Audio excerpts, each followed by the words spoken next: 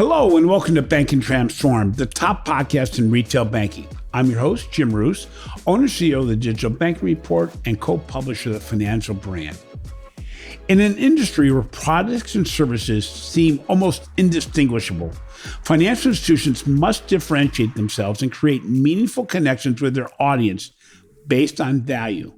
From leveraging cutting-edge marketing strategies to creating unique brand narratives, banks and credit unions must create engagement by providing value every day. On today's episode of Bank and Transform, we'll explore the challenges and opportunities facing financial marketers with Eric Fulwiler, a great friend who is also the co-founder and CEO of the marketing consultancy Rival. Whether you're a seasoned marketing services professional or a marketing enthusiast curious about this dynamic field, this episode promises to deliver valuable insights and actionable strategies.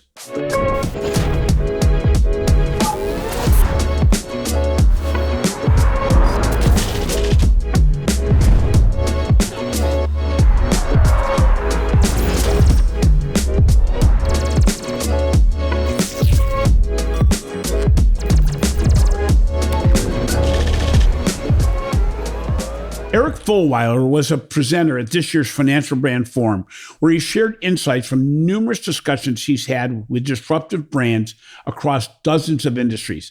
His session was one of the highest rated sessions at our event, and he's already been invited back to the 2025 version of the Financial Brand Forum. So Eric, welcome back first to the Bank and Transform podcast. It seems like a long time ago that we worked together at the Financial Brand Forum in Vegas, but it wasn't that long. Before we start, can you share a little bit about yourself as well as your agency for those who may not be familiar? Sure. So first of all, thank you so much for having me, Jim. It's always a pleasure when we get a chance to catch up. And then, like we always joke, sometimes there happens to be a microphone recording it. Yes. But I'm really looking forward to this and sharing my experience and some builds on that from the forum. So for me, I'm co-founder and CEO of a marketing kind of consultancy agency hybrid called Rival. Our focus is on businesses that want to grow in categories that are being disrupted and want to learn from challenger brands in their category, but also other categories, to understand how to develop and deploy marketing that helps them kind of punch above their weight, deliver outsized impact. So a lot of what we do is kind of studying and understanding, and this is of course what I talked about at the forum, studying and understanding what is it about successful challenger brands that they're doing differently on the marketing side, and then packaging that up into strategy and execution with our clients to help them grow. So we are boutique. We're about 25 people between Boston and here in London, in the UK, and actually we're building out a base in Cape Town now as well. And then previous to this, and Jim, of course, where we crossed paths originally, I was CMO of 11FS, so kind of a fintech venture builder based out of London, but did a lot of work globally. So this world is very relevant to me, and I always love these conversations about innovation, disruption, the changing category in banking, credit unions, financial services overall. So that's a bit about me. Yeah, and so as I mentioned, you were at the Financial Brand Forum, and this was your first time you had been at the event. What were some of your takeaways, not just from the discussions you had, but even the presentation that you did and the preparation you did for that presentation? Because, as I said, it was very highly regarded, but I think a lot of it had to do with what you do as a business, which is really talking to challenger organizations, talking to marketers about how they can get better based on what you've seen in the marketplace. So what were some of your takeaways from the event? So first of all, it's hard to have me actually enjoy a conference in Vegas, both because Vegas is very much not my vibe, and then also just how long the flight is from London, the jet lag and all that. I really enjoyed it. So I think, first of all, kudos to you and the team at the Forum and Financial Brand for putting on what I think was a great event. So I'm really happy and excited to be back next year and to have been a small part of what I think was a very successful event this year. I think it's interesting. It's great to hear the feedback that the session was highly rated. I think I almost had a bit of an advantage, though, because the session was, and let me take a step back. So our business as Rival is consultancy agency, right? So marketing services, and we've also built a little bit of technology as well. But really, that's kind of our business. It's not that complicated in terms of a business model. However, I believe, and of course we talked about this a little bit at the forum, both in my session and the one that we did together, Jim, I believe that modern marketing is as much about thinking and acting like a media company as it is a traditional marketer. And the biggest distinction there is a media company, and this goes back to the time that I spent at Forbes.com way back in the day. A media company's business model is focused on attention. How do you attract, retain people's attention, and then, of course, monetize it? And when we think about marketing, most traditional marketing is focused on just the basic definition of marketing, which for me is how do you tell a story that changes perception and behavior to drive growth of a business? But actually, the scarcest and most valuable commodity and the thing that you need before you can even tell somebody a story is, of course, their attention. And so what we're doing at Rival, and one of the things that I will always push and preach for what modern marketing needs to look like, is Viren, who's actually shadowing this call right now, our executive producer. He's essentially, CEO of Rival Media. We are building a mini media company about what we stand for in the market, which is what are successful challenger brands doing? Challenger marketing, essentially.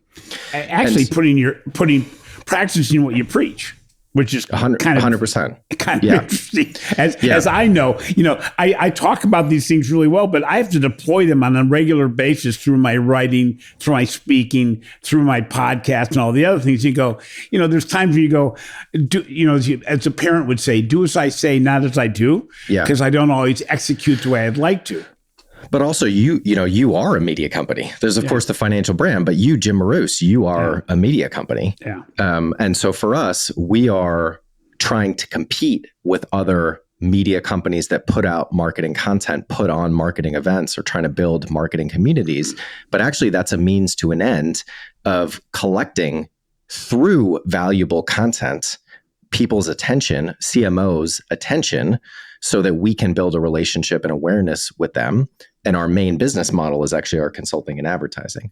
But all that to say, we do a ton of content and events, studying, understanding, spending time with challenger brands across every category. Everything from core banking technology to shoes, to healthcare, to consumer packaged goods, whatever it is, all around the world. And so I've had, it's one of those things where it's so funny because I'm like, I would do this for fun. I would sit down with the 100 CMOs that I've interviewed for our flagship podcast. I do that for fun. And yet I actually believe it's the thing that will help us grow our business in the long term. So anyway, all that to say, the advantage I think I had speaking at the forum is my presentation was about what are the 10 biggest lessons that I've learned from interviewing over 100 CMOs across all these categories and across all these markets, distilling that down into 10, what were hopefully pretty practical lessons of what should marketers in the audience of the Financial Brand Forum do differently to apply these principles and practices. And this will certainly be part of what I talk about when we discuss, what should people listening do differently? What is the thing to do from these learnings about challenger brands? My thing was just different. Differentiation is so key. So I think that helped it stand out a little bit. But in terms of my takeaways, I'd probably start there. Like one of the biggest ones for me is I think people really should step out of the box of their category to find inspiration and ideas from other categories. So me being able to talk about what's happening in the disruption of the world of consumer packaged goods and what that means for a regional credit union in Iowa, I think that's really interesting. So I think one takeaway is like people there, that audience, and probably the audience listening, spend a little bit of time outside your category, finding ideas and inspiration. I think the other one for me is, I think sometimes, try to put this the right way, banking can get a bad rap in the world of marketing. It's boring, it's outdated, you can't do anything interesting, regulation, of course, all that stuff. The people that I met there were just as hungry, ambitious, inspired, and inspiring to me as, the clients we work with at Reebok and Unilever and Activision. So I think the talent in this world and the aspiration to do great marketing work is just as much in this world as it is any others. And then probably the last one that I'd throw out there is like, I know this is a topic near and dear to your heart. Innovation. How do we make that a practical,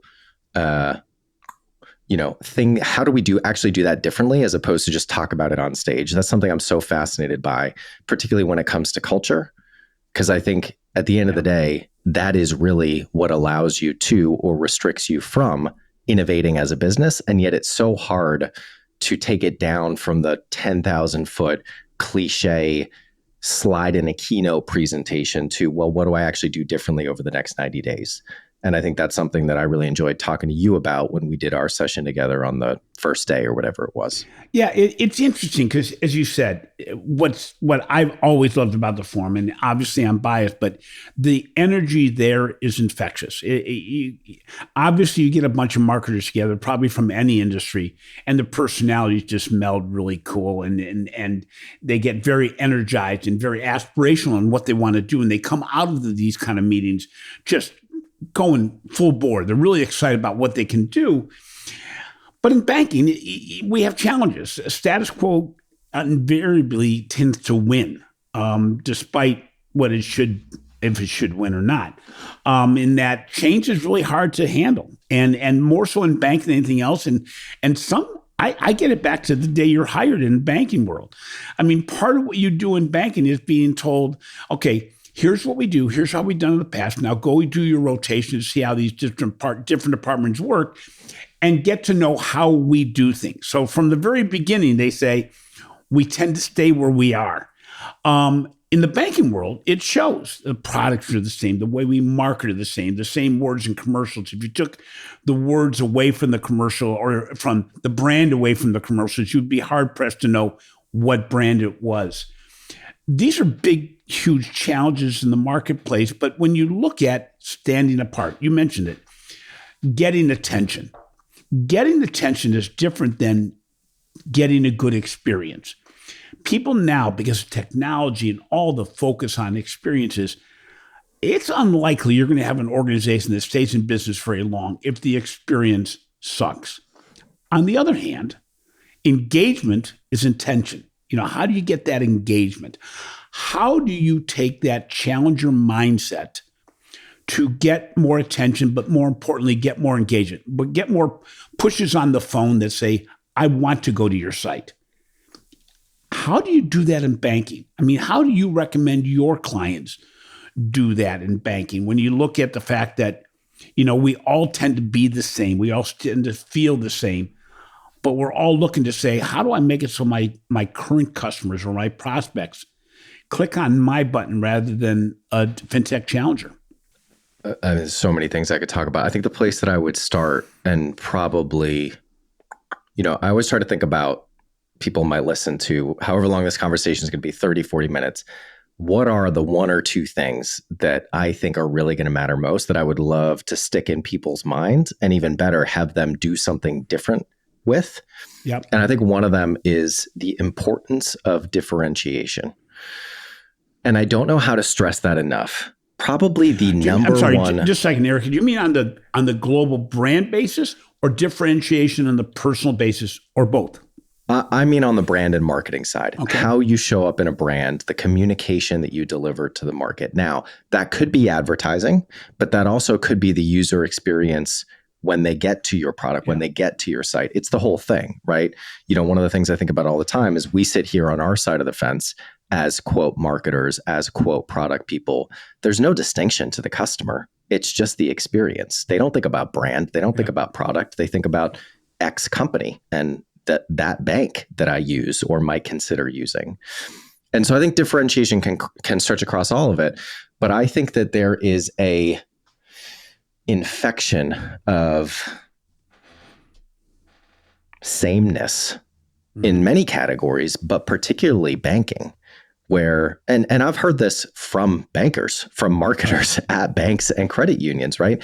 And I get it. And probably one of the other most common conversations that I had at the forum or since, or just with marketers in this world, is even if they agree with a lot of the stuff I'm saying, even if they want to take one of the lessons from this disruptive CPG company and apply it to theirs, they can't necessarily get people internally to think and act different. The number of times I've had the conversation of like, well, I work for a third generation family owned XYZ, how do I actually get them to think different? And that, I call that the work around the work. How do you actually stretch people's perspective, educate them, let them give you a little pilot opportunity to prove that this is a way that could drive different results for you? And that's a whole different conversation. But coming back to your question, the point of difference, the number one thing that I think challenger brands are doing to drive mind share and awareness and engagement in their categories is their messaging is focused not on what they do, not the benefits of their product, but why it's different. It's like the jobs to be done methodology, the innovator's dilemma. People don't want a 6-inch drill bit. They want a 6-inch hole in the wall. What's the solution that your brand stands for, and what's the convention that it's challenging within the category? So that is a huge one for me, is you got to push the envelope. You got to raise the bar on what makes you different and how you communicate that to the market. So what stands in the way of that? I mean, we hear that, you got Gary Vaynerchuk's new book came out, Day Trading Attention, and everybody is saying what we need to do. But obviously, we see in the marketplace, we see other brands do it. What gets in the way in the banking world? I think a lot of the culture, but also the process around developing marketing and deploying marketing is not focused on differentiation. It's focused on relevance at best. What's the need that the audience has, and how do I communicate that my product does it? Instead of what's the need the audience has, how do I communicate why my product does it differently from the competition? So I think that, another thing that I like to throw out is, I think a good gut check for are you differentiated enough is if you took your logo off of your advertising, could it be one of your competitors? Yeah. And I think for most people listening in this world, regional banks, community banks, even tier ones for that matter, the answer is no. And so that doesn't mean that it's not working or it's not effective, but it means that there's room for improvement. Well, and it's interesting because this discussion is not new, but we tend to get in our own way too often, where we end up falling into the trap of focusing on the product rather than the consumer. As you mentioned, what the consumer is looking for as opposed to the product we want to sell. We sometimes fall into the trap of rate or whatever else. And it's interesting because a bank in the States, PNC Bank, recently came out with an ad campaign that's based on the concept of brilliantly boring. And I laughed because I said, that institution does that to a T, but it definitely stands out from a branding perspective, maybe not in the way that a marketer would necessarily like it to, but it says, you're going to get stability here. You're going to get trust. You're going to get the focus on getting it right. And all those elements are a way to at least stand out in a customer's mind that wants to go there. But at the other hand, you got fintech companies they're saying very different things. They're saying, we're going to find the right solution to you. We're going to treat you as an individual. We have the solution that's customized to your needs. How much can a traditional financial institution break it down that much so that they actually are differentiating at the level of one? It's a really interesting question. I think, first of all, I haven't seen that campaign, but I absolutely love it because on the one hand, like you said, that's so different from what one of their competitors would do. Like it stands out, right? Yeah. But on the other hand, another kind of core principle that we talk about in terms of what challenger brands are doing successfully is authenticity. They're viewing themselves from the perspective of the customer, not how they wish they were. When we do, we work across category, but of course we do a lot in financial services and fintech. And there is always the dynamic and the tension, if we're working with a fintech startup or if we're working with an established incumbent, between trust and innovation. In the world of money and wealth and financial services, you ideally want to be able to convey both trust. You can trust me with your money. But innovation, I am the better, faster, cheaper, more valuable option than what's out there. And typically, if you're an established business, you've got the trust. If you're a challenger business, a fintech, you've got the innovation, but you need to establish the trust. So I think understanding where you fit on that spectrum and what you need to shore up, but making sure that you're not stretching beyond what is an authentic story. Because if your brand is disconnected, if the message that you put in the market is not the experience that people have when they come to your product, when they come to your business, people will reject that. And that's almost worse than having the wrong message in the market. What's interesting also is that you have technology in the marketplace, not just technology as far as how you can deploy things, but even in the channels that can be deployed. What are some of the trends you're seeing in financial services when it comes to all the technology that marketers have at their disposal from a standpoint of being able to drill down to the audience of one, but also more importantly, the technology with regard to the channels that are available to use? We don't see many organizations doing direct mail right now. There's a lot of other channels out there, but it's a blend. What do you see? It's interesting. Probably the two most common conversations I had in and around the forum were the one that I mentioned before of, I'm in this kind of old school traditional bank that doesn't want to evolve. How do I get them to understand? And the other one was, my simplification of it. How do I stay on top of all the change? Yeah. There is so much changing in the world of marketing technology, in the world of media. We're doing a lot of research now on culture and how culture is becoming fragmented, and it's no longer mass macro culture that shapes perception and behavior. It's all these micro cultures, many of which are popping up online on TikTok and Reddit. How do you stay on top of all of that as a brand? The other thing that I'd throw into this conversation is we're doing some research now on the future of the CMO role. So I'm sure everybody in marketing has seen, all the headlines about the CMO is the lowest tenured executive in the C-suite. Companies without CMOs, kind of this. That's what I was going to say. Even if they have CMOs, yeah, exactly. And so basically, we're interviewing, a whole set of people from the CMO, MasterCard, and P&G, all the way down to founders, VCs, investors, et cetera. And the research isn't done yet. It's going to be coming out in the fall. But kind of the three biggest things that we're seeing that the future CMO needs to be able to do to not just retain their role, but make sure that marketing has the right impact on the organization is speak the language of the board. So not marketing for the sake of marketing. It's why does this matter to the chairperson, to the CEO, to the investor? Being able to tie marketing to actual business results, not always short term, sometimes long term, but metrics, commercials. And the third is data and technology.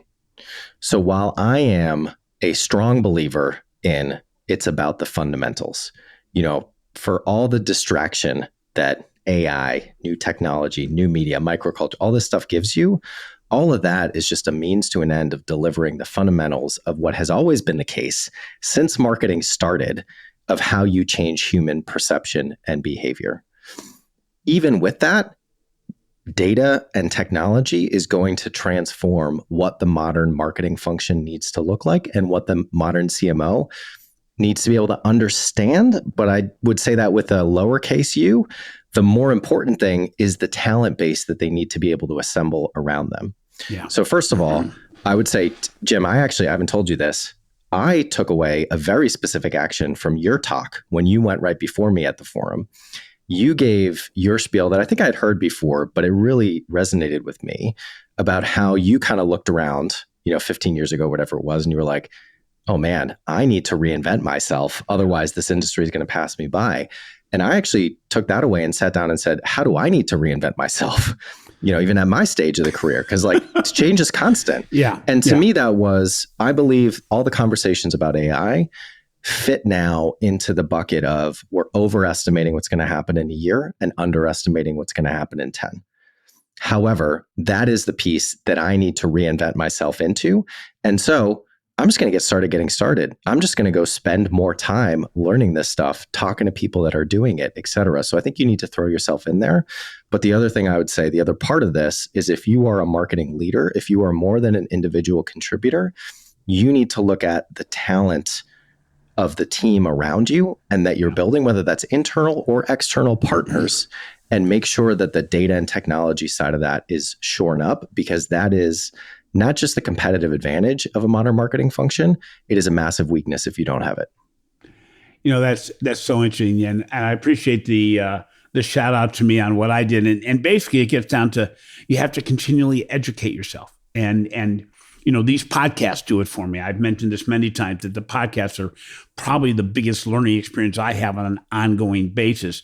But also the whole generative AI situation has changed everything, because I'm asking questions of generative AI, multiple platforms of generative AI, every single day about something I see to dig deeper. Now, I have to sort out what I think is right or wrong and all that. But the reality is the ability to have high intensity learning has never been more available in a really good sense, where you even have attributions, where you say, okay, you said this, but what did you get this from? And they're doing much better at giving you real attributions. But on an ongoing basis, I say, a marketer could say, this is my company, this is what we do, this is our brand, these are our customers.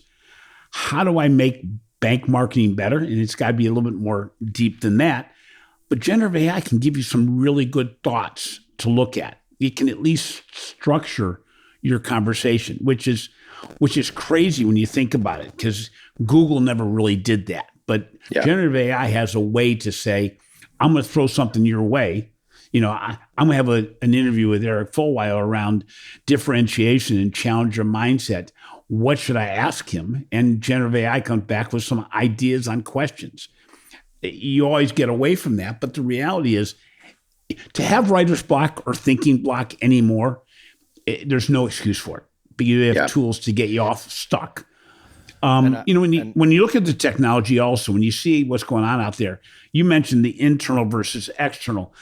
I think the power of the external partner has never been greater, because no financial institution, doesn't matter what size, can get all the talent that's needed to do marketing effectively, I don't think, anymore.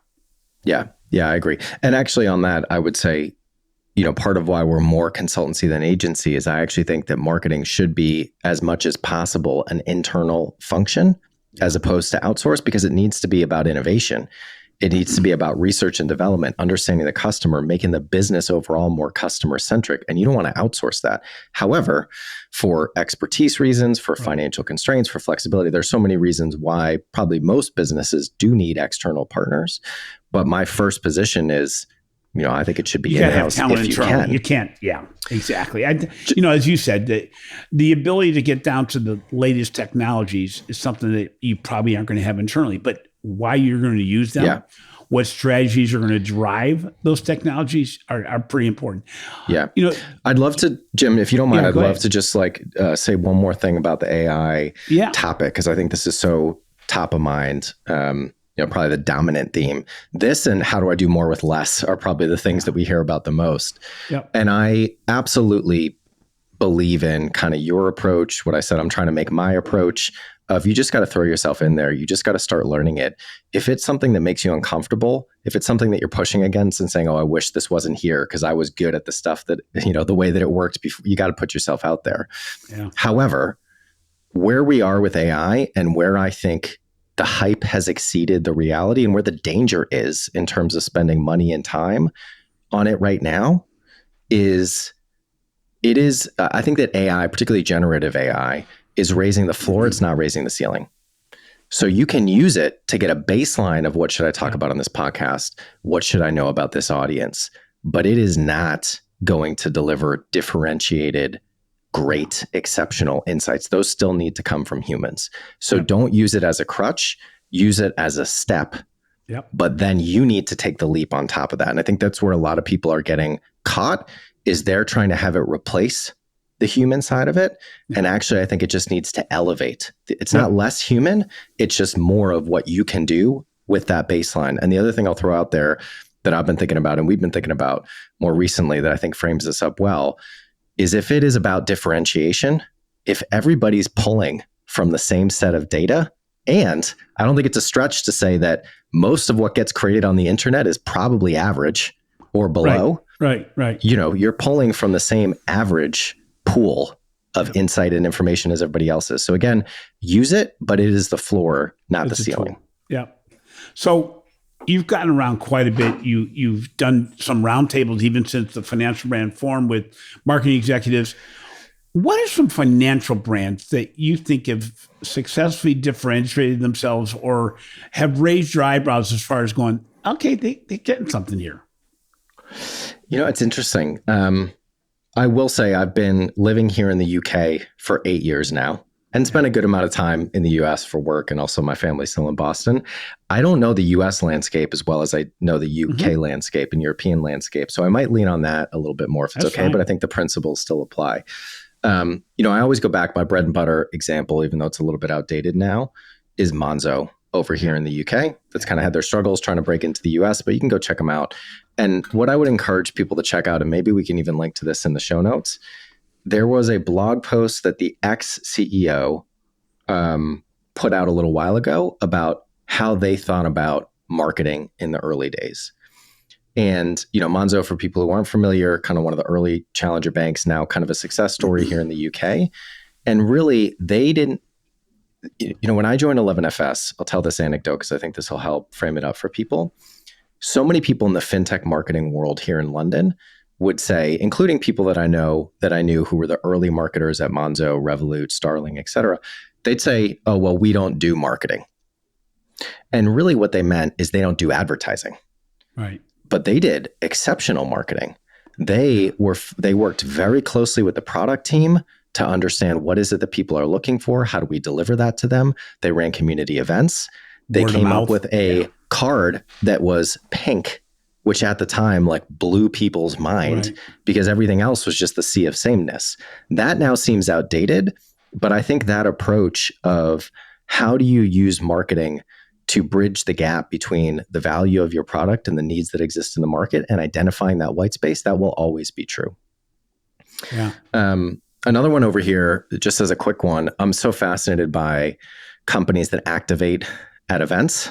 And I promise I'm not thinking about Financial Brand Forum here, just in general. Yeah. When I walk through so many of these conference expos, sea of sameness has never been more applicable to these booths that a lot of these companies are paying 6, if not 7 figures for. Yeah. And there's a brand over here, I think they're a card issuer business out of Helsinki, actually called Enfuse. And I think they've done a great job of standing out at events. They do kind of go big with it, but they're Finnish. So they have a sauna in their booth. They do branded cocktails. They do a little happy hour type thing. They're just doing things a little bit differently. They are the brand at these events that people talk about as opposed to just blending in to the background. Well, it's interesting too, when you talk about content companies, Ali Patterson at FinTech Finance, he's doing haircuts at his booth. I was on that. It was a great haircut. It was like a $300 haircut. I was like, I'm never going to get this again. I got a great conversation to boot. It was like the best of both worlds. I did the same thing at Money 2020 in Amsterdam last year, but it's interesting because it's different. It stands out. It gets the attention. It makes people realize that brand's there. Yeah, and I think the bigger risk is being ignored, not being wrong. And again, here's the thing, and I'm sure people listening to this have had this thought, and every time I talk to the world of financial services, but particularly banking, and especially regional banking, credit unions, it's like, well, that works for a startup shoe company. That maybe even works for a fintech. But we need to be, we've got all these regulations we got to deal with. My company doesn't want to take risks, et cetera. It does not have to be a big disruptive, flip the table of the industry over type thing. It can be as simple as, instead of interviewing people at a conference, interview them while you're giving them a haircut. Yeah. That's not running afoul of any regulatory thing. Right. So again, I go back to that point of And I think you do sometimes need to be careful of not doing things differently just to do things differently, but maybe start there and then work backwards. Because again, I think the bigger risk is just blending in as opposed to standing out. Yeah. So Eric, you get back to this because we've been all over the place around the differentiation. And we've talked about how organizations can do that. But what are some of the common mistakes financial institutions or financial marketers make, and how can they avoid them? I mean, the biggest one for me, but I think that we've already squeezed all the juice out of this orange, is focusing on relevance as opposed to differentiation. So I'll talk about something else. I think the other risk and mistake is doing things the same way because that's how you've always done them. I think it's fascinating to think about this term marketing debt. Tech debt, everybody understands, right? Over time, you just build layer on layer of what is essentially an outdated technology. And at some point, you got to figure out how to rip and replace, and it puts you at a disadvantage. It's the same thing with marketing. If every year you're just setting your media plans, as an example, based on what you did the year before, that marketing debt is building up in your organization as well. Yeah. And actually, this term challenger brand, and I probably should have done this at the beginning, the definition of it, I think a lot of people assume is, well, it's a startup. It's an early business that's going to take risks. It's a disruptor. To me, the definition is, are you deploying marketing that is fit for purpose for the world of today?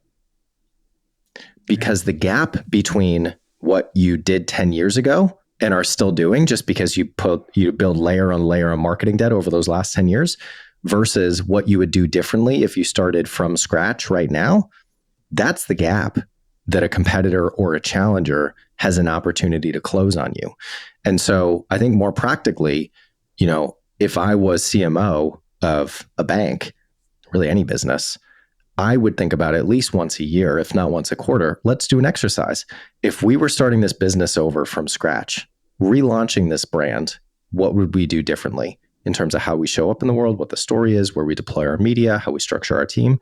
Go through that whole exercise and then figure out what's realistic to do differently. But I think you need to step back and view your category, your business, your audience from the perspective of a challenger so that you have an opportunity to challenge yourself as opposed to somebody else doing it to you. So I've asked you about financial institutions that you think are doing it right.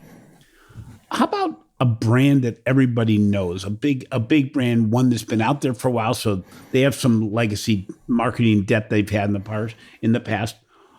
What organizations that you look around globally that you go, you know what?